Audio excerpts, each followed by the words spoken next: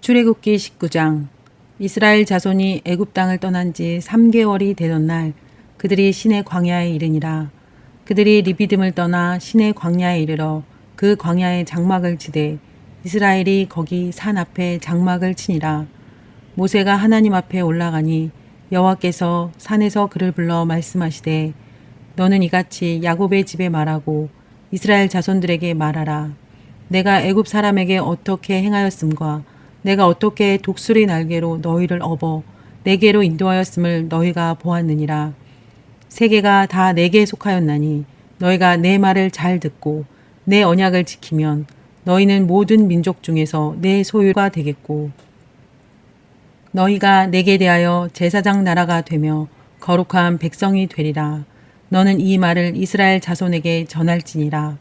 모세가 내려와서 백성의 장로들을 불러 여호와께서 자기에게 명령하신 그 모든 말씀을 그들 앞에서 진술하니 백성이 일제히 응답하여 이르되 여호와께서 명령하신 대로 우리가 다 행하리이다.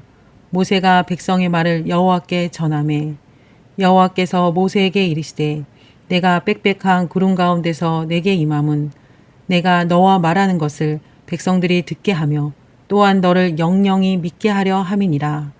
모세가 백성의 말을 여호와께 아뢰었으므로 여호와께서 모세에게 이르시되 너는 백성에게로 가서 오늘과 내일 그들을 성결하게 하며 그들에게 옷을 빨게 하고 준비하게 하여 셋째 날을 기다리게 하라.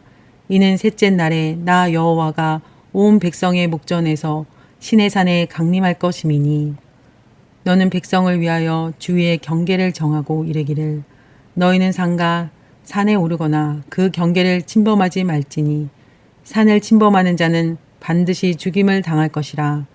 그런 자에게는 손을 대지 말고 돌로 쳐 죽이거나 화살로 쏘아 죽여야 하리니 짐승이나 사람을 막론하고 살아남지 못하리라 하고 나팔을 길게 불거든 산 앞에 이를 것이니라 하라.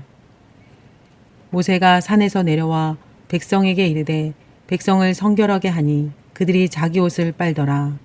모세가 백성에게 이르되 준비하여 셋째 날을 기다리고 여인을 가까이 하지 말라 하니라. 셋째 날 아침에 우레와 번개와 빽빽한 구름이 산 위에 있고 나팔 소리가 매우 크게 들리니 진중에 있는 모든 백성이 다 떨더라. 모세가 하나님을 맞으려고 백성을 거느리고 진에서 나오매 그들이 산 기슭에 서 있는데 시내산의 연기가 자욱하니 여호와께서 불 가운데서 거기 강림하심이라. 그 연기가 옹기까마 연기같이 떠오르고 온 산이 크게 진동하며 나팔 소리가 점점 커질 때에 모세가 말한즉 하나님이 음성으로 대답하시더라. 여호와께서 시내산 곧 그 산 꼭대기에 강림하시고 모세를 그리로 부르시니 모세가 올라가매 여호와께서 모세에게 이르시되 내려가서 백성을 경고하라. 백성이 밀고 들어와 나 여호와에게로 와서 보려고 하다가 많이 죽을까 하노라. 또 여호와에게 가까이 하는 제사장들에게 그 몸을 성결히 하게 하라. 나 여호와가 그들을 칠까 하노라. 모세가 여호와께 아뢰되 주께서 우리에게 명령하여 이르시기를 산 주위에 경계를 세워 산을 거룩하게 하라 하셨사온즉 백성이 시내산에 오르지 못하리이다. 여호와께서 그에게 이르시되 가라. 너는 내려가서 아론과 함께 올라오고 제사장들과 백성에게는 경계를 넘어 나 여호와에게로 올라오지 못하게 하라.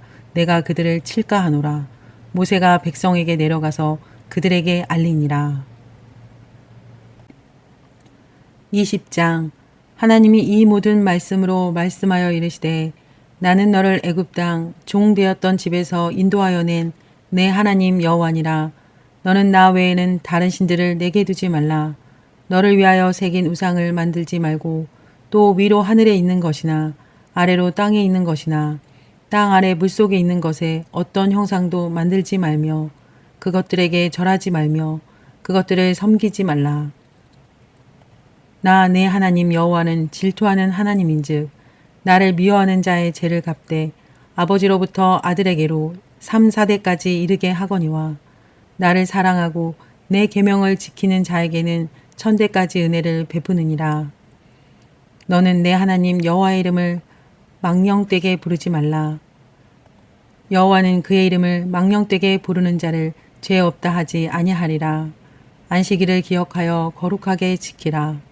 엿새 동안은 힘써 내 모든 일을 행할 것이나 일곱째 날은 내 하나님 여호와의 안식일인즉 너나 내 아들이나 내 딸이나 내 남종이나 내 여종이나 내 가축이나 내 문 안에 머무는 객이라도 아무 일도 하지 말라. 이는 엿새 동안에 나 여호와가 하늘과 땅과 바다와 그 가운데 모든 것을 만들고 일곱째 날에 쉬었습니다. 그러므로 나 여호와가 안식일을 복되게 하여 그날을 거룩하게 하였느니라. 내 부모를 공경하라. 그리하면 내 하나님 여호와가 내게 준 땅에서 내 생명이 길리라. 살인하지 말라. 간음하지 말라. 도둑질하지 말라. 내 이웃에 대하여 거짓 증거하지 말라. 내 이웃의 집을 탐내지 말라. 내 이웃의 아내나 그의 남종이나 그의 여종이나 그의 소나 그의 낙이나 무릇 내 이웃의 소유를 탐내지 말라. 무 백성이 우레와 번개와 나팔 소리와 산의 연기를 본지라. 그들이 볼 때에 떨며 멀리 서서 모세에게 이르되 당신이 우리에게 말씀하소서. 우리가 들으리이다. 하나님이 우리에게 말씀하시지 말게 하소서. 우리가 죽을까 하나이다. 모세가 백성에게 이르되 두려워하지 말라.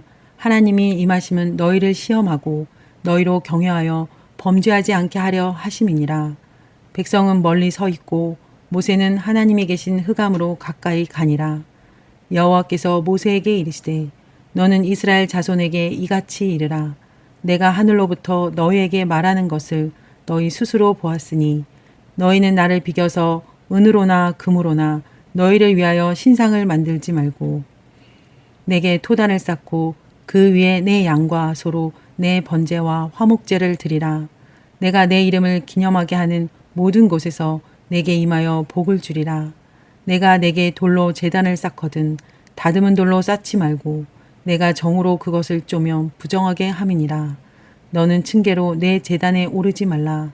내 하체가 그 위에서 드러날까 함이니라. 출애굽 3개월 후에 시내산 앞에 장막을 칩니다. 여기서 하나님께서 본격적으로 나라를 세워가기 시작하십니다. 먼저 모세를 통해 너희가 지난 3개월 동안 내가 한 일을 보고 세계가 나에게 속한 것을 보았을 것이다. 이제 너희가 내 말을 듣고 지키면 내 소유가 되겠고 나의 제사장 나라와 거룩한 백성이 될 것이다. 라고 백성에게 알립니다. 백성은 일제히 우리가 말씀대로 다 행하리이다 하고 화답합니다. 그러자 하나님께서 이틀간 몸과 마음을 성결하게 준비하게 하고 산 주위에 경계를 정해서 침범하지 못하게 하시면서 셋째 날 온 백성의 목전에서 자신이 친히 강림하실 것을 기다리라고 하십니다. 드디어 셋째 날 아침에 모세와 백성들이 산기슭에 서 있는데 산 위에는 우레와 번개와 빽빽한 구름이 있고 어디선가 큰 나팔 소리가 들리고 산 전체에 연기가 자욱하며 불이 보이고 하나님이 강림하셨는데 나팔 소리는 점점 커지며 또 하나님이 모세를 산 꼭대기로 부르셔서 다시 한번 백성이 경계를 넘어오지 못하게 하십니다. 그리고 모세는 다시 내려와 백성들과 함께 음성으로 말씀하시는 십계명을 받습니다. 이 모든 상황을 보고 백성들은 너무나 두려워서 모세에게 말합니다. 당신이 하나님께 듣고 말씀해달라고, 하나님이 우리에게 직접 말씀하시지 말게 해달라고 부탁합니다. 모세는 백성을 안심시키며 하나님이 이렇게 하시는 것은 너희가 하나님을 경외하며 범죄하지 않게 하시려고 하는 것이라 말하고, 하나님은 다시 모세를 통해 내가 하늘에서 너희에게 직접 말하는 것을 듣고 보았으니 은이나 금으로나 나를 비겨서 신상을 만들지 말라 하고 분명하게 말씀하십니다. 이스라엘 백성은 정말 세상 어느 나라 사람들도 경험하지 못한 광경을 보고 하나님의 음성을 들었습니다. 어떤 한 사람이 하나님을 만나고 그 음성을 들었다고 하는 일도 그게 사실이라면 너무나 큰일인데 한 나라 백성 전체가 그런 일을 보았다는 것은 너무나 놀라운 일입니다. 하나님께서 지구상 어디에도 없었던 자신의 나라를 세우시려고 그리하셨던 것 같아요. 그리고 그 목적은 그 나라만을 위한 게 아니라 그 나라가 제사장 나라가 되어서 세계 만민을 구하기 위함이라고 아브라함 때부터 여러 번 말씀하셨지요. 21장 내가 백성 앞에 세울 법규는 이러하니라.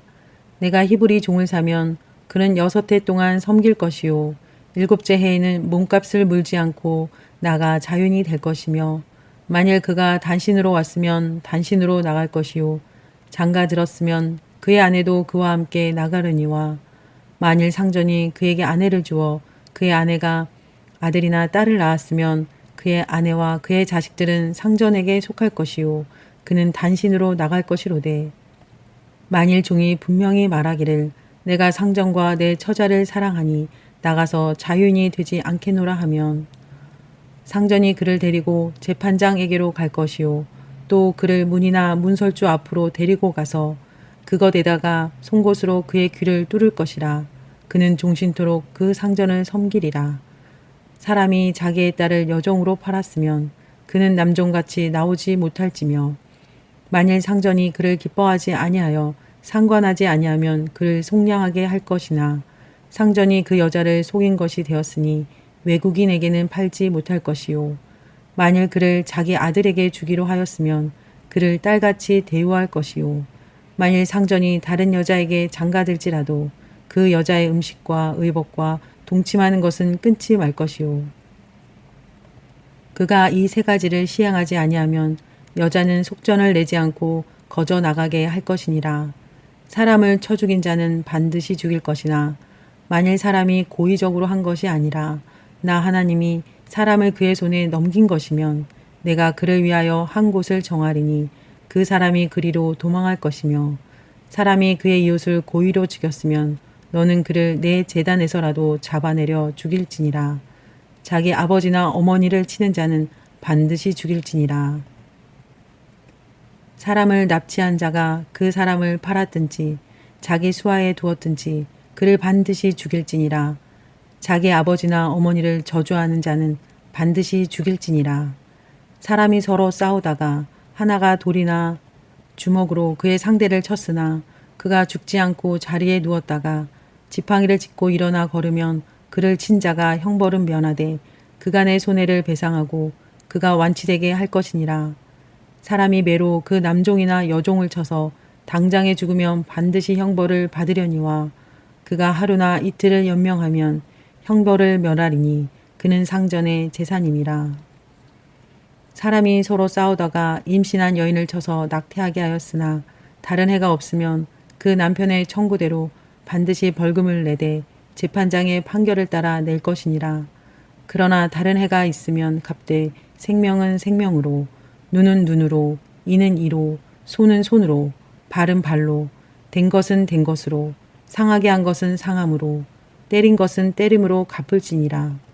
사람이 그 남종의 한 눈이나 여종의 한 눈을 쳐서 상하게 하면 그 눈에 대한 보상으로 그를 놓아줄 것이며 그 남종의 이나 여종의 이를 쳐서 빠뜨리면 그 이에 대한 보상으로 그를 놓아줄지니라. 소가 남자나 여자를 받아서 죽이면 그 소는 반드시 돌로 쳐서 죽일 것이요 그 고기는 먹지 말 것이며 임자는 형벌을 면하려니와 소가 본래 받는 버릇이 있고 그 임자는 그로 말미암아 경고를 받았을 때 단속하지 아니하여 남녀를 막론하고 받아 죽이면 그 소는 돌로 쳐 죽일 것이고 임자도 죽일 것이며 만일 그에게 속죄금을 부과하면 무릇 그 명령한 것을 생명의 대가로 낼 것이요 아들을 받든지 딸을 받든지 이 법규대로 그 임자에게 행할 것이며 소가 만일 남종이나 여종을 받으면 소 임자가 은 30세겔을 그의 상전에게 줄 것이요 소는 돌로 쳐서 죽일지니라. 사람이 구덩이를 열어두거나 구덩이를 파고 덮지 아니하므로 소나 나귀가 거기에 빠지면 그 구덩이 주인이 잘 보상하여 짐승의 임자에게 돈을 줄 것이요 죽은 것은 그가 차지할 것이니라. 이 사람의 소가 저 사람의 소를 받아 죽이면 살아있는 소를 팔아 그 값을 반으로 나누고 또한 죽은 것도 반으로 나누려니와 그 소가 본래 받는 버릇이 있는 줄을 알고도 그 임자가 단속하지 아니하였으면 그는 소로 소를 갚을 것이요 죽은 것은 그가 차지할지니라.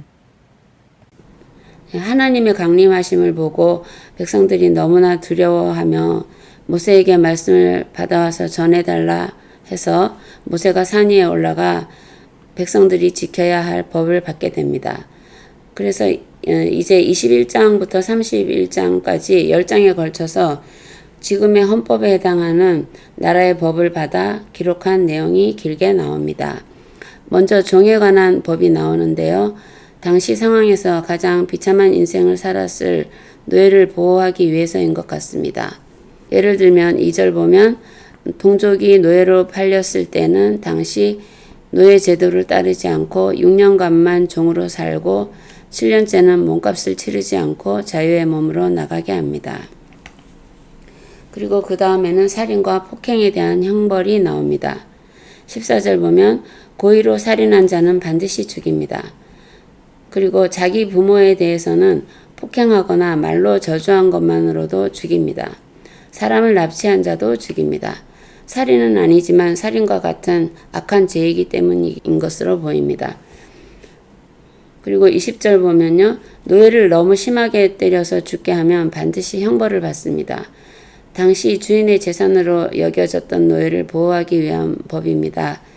그런데 21절에 보면 그가 하루나 이틀을 연명하면 형벌을 면하리니 그는 상전의 재산임이라 하고 되어 있는데요. 언뜻 보면 너무 관대한 것 아닌가 하고 생각할 수 있는데 생각해보면 화가 나서 때리면서 형벌받지 않으려고 며칠만 살다 죽을 만큼만 때릴 수는 없지요. 노예가 잘못하면 때릴 수는 있지만 그 생명은 귀하게 여기고 너무 심하게 때리지 말라는 경고의 뜻으로 보입니다. 당시 노예의 생사 여탈권을 주인이 가지고 있던 시대 상황에서 노예들에게 너무나 고마운 법이었을 거라 생각됩니다. 그리고 소의 임자들 간의 분쟁에 관한 법도 자세히 나옵니다. 당시 많은 가축을 거느리고 목축하면서 생계를 유지하는 상황이었기 때문인 듯합니다. 예를 들어 소가 사람을 받아 죽인 경우에 소는 죽이고 그 고기도 먹지 말라 합니다. 주인에게 잘못이 없어도 죽은 사람을 생각하면 그 소를 죽임으로써 소로 인한 유익을 포기하고 그 고기도 먹지 않는 것이 최소한의 애도를 표하는 것이 되겠지요. 일종의 과실치사의 책임인 것으로 볼 수 있겠습니다. 그러나 소가 원래 받는 버릇이 있는 줄 알았고 그 일로 경고를 받았던 적이 있었다면 소도 죽이고 그 임자도 죽입니다. 당시 이로운 가축이었던 소가 또한 흉기가 될 수도 있는 만큼 그 소를 잘 관리할 엄중한 책임이 있음을 보여줍니다. 22장 사람이 소나 양을 도둑질하여 잡거나 팔면 그는 소 한 마리에 소 5마리로 갚고 양 한 마리에 양 4마리로 갚을지니라. 도둑이 뚫고 들어오는 것을 보고 그를 쳐 죽이면 피 흘린 죄가 없으나 해 돋은 후에는 피 흘린 죄가 있으리라. 도둑은 반드시 배상할 것이나 배상할 것이 없으면 그 몸을 팔아 그 도둑질한 것을 배상할 것이요 도둑질한 것이 살아 그의 손에 있으면 소나 낙이나 양을 막론하고 갑절을 배상할지니라. 사람이 밭에서나 포도원에서 짐승을 먹이다가 자기의 짐승을 놓아 남의 밭에서 먹게 하면 자기 밭에 가장 좋은 것과 자기 포도원에 가장 좋은 곳으로 배상할지니라. 불이 나서 가시나무에 댕겨 낯가리나 거두지 못한 곡식이나 밭을 태우면 불 놓은 자가 반드시 배상할지니라. 사람이 돈이나 물품을 이웃에게 맡겨 지키게 하였다가 그 이웃집에서 도둑을 맞았으면 그 도둑이 잡히면 갑절을 배상할 것이요 도둑이 잡히지 아니하면 그 집 주인이 재판장 앞에 가서 자기가 그 이웃의 물품에 손댄 여부의 조사를 받을 것이며 어떤 이른 물건 즉 소나 낙이나 양이나 의복이나 또는 다른 이른 물건에 대하여 어떤 사람이 이르기를 이것이 그것이라 하면 양편이 재판장 앞에 나아갈 것이요 재판장이 죄 있다고 하는 자가 그 상대편에게 갑절을 배상할지니라. 사람이 낙이나 소나 양이나 다른 짐승을 이웃에게 맡겨 지키게 하였다가 죽거나 상하거나 끌려가도 본 사람이 없으면 두 사람 사이에 맡은 자가 이웃의 것에 손을 대지 아니하였다고 여호와께 맹세할 것이요 그 임자는 그대로 믿을 것이며 그 사람은 배상하지 아니하려니와 만일 자기에게서 도둑 맞았으면 그 임자에게 배상할 것이요. 만일 찢겼으면 그것을 가져다가 증언할 것이요. 그 찢긴 것에 대하여 배상하지 아니할지니라. 만일 이웃에게 빌려온 것이 그 임자가 함께 있지 아니할 때에 상하거나 죽으면 반드시 배상하려니와 그 임자가 그것과 함께 있었으면 배상하지 아니할지니라. 만일 새 낸 것이면 새로 족하니라. 사람이 약혼하지 아니한 처녀를 꿰어 동침하였으면 납폐금을 주고 아내로 삼을 것이요. 만일 처녀의 아버지가 딸을 그에게 주기를 거절하면 그는 처녀에게 납폐금으로 돈을 낼지니라. 너는 무당을 살려두지 말라. 짐승과 행음하는 자는 반드시 죽일지니라. 여호와 외에 다른 신에게 제사를 드리는 자는 멸할지니라. 너는 이방 나그네를 압제하지 말며 그들을 학대하지 말라. 너희도 애굽 땅에서 나그네였음이라. 너는 과부나 고아를 해롭게 하지 말라. 내가 만일 그들을 해롭게 함으로 그들이 내게 부르짖으면 내가 반드시 그 부르짖음을 들으리라. 나의 노가 맹렬함으로 내가 칼로 너희를 죽이리니 너희 아내는 과부가 되고 너희 자녀는 고아가 되리라. 내가 만일 너와 함께 한 내 백성 중에서 가난한 자에게 돈을 꾸어주면 너는 그에게 채권자 같이 하지 말며 이자를 받지 말 것이며 내가 만일 이웃의 옷을 전당 잡거든 해가 지기 전에 그에게 돌려보내라. 그것이 유일한 옷이라. 그것이 그의 알몸을 가릴 옷인즉 그가 무엇을 입고 자겠느냐. 그가 내게 부르짖으면 내가 들으리니 나는 자비로운 자임이니라. 너는 재판장을 모독하지 말며 백성의 지도자를 저주하지 말지니라. 너는 내가 추수한 것과 내가 짜낸 집을 바치기를 더디하지 말지며 내 처음 난 아들들을 내게 줄지며 내 소와 양도 그와 같이 하되 이랫동안 어미와 함께 있게 하다가 여드레 만에 내게 줄지니라. 너희는 내게 거룩한 사람이 될지니 들에서 짐승에게 찢긴 동물의 고기를 먹지 말고 그것을 개에게 던질지니라. 재산 손실에 관한 법과 신앙과 도덕에 관한 법입니다. 구절을 보면요. 어떤 사람이 가축이나 의복이나 물건을 잃어버렸는데 어떤 다른 사람이 가지고 있는 게 자기 것이라고 주장하면 양편이 재판장 앞에 가서 판결을 받게 되는데요. 유죄 판결을 받은 쪽이 갑절로 배상해야 됩니다. 그러니까 잃어버린 사람 말이 맞다면 그 상대편은 도둑이 되니까 갑절로 배상해야 되고요. 그게 아니라면 잃어버린 사람이 무고한 사람을 고발하였으니까 무고죄로 갑절로 배상을 해야 되는 거지요. 그리고 16, 17절에 보면 약혼하지 않은 처녀와 동침하면 정식으로 신부의 몸값을 지불하고 아내로 맞아야 됩니다. 만약 처녀의 아버지가 반대하면 결혼은 안 해도 정식으로 결혼할 때 치르는 신부의 몸값을 줘야 합니다.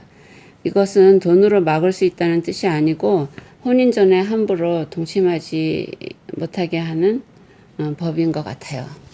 그리고 과부와 고아를 해롭게 하지 말라 하는 법에 대한 형벌은 엄합니다. 너희 아내는 과부가 되고 너희 자식은 고아가 될 것이다 하고요. 그를 죽이시겠다는 거지요. 절대 약자에 대한 괴롭힘은 하나님의 노를 맹렬히 일으킨다고 명시되어 있습니다. 조항마다 하나님의 사랑과 공의가 나타나 있는 걸 볼 수 있습니다. 오늘 여기까지 하겠습니다. 감사합니다.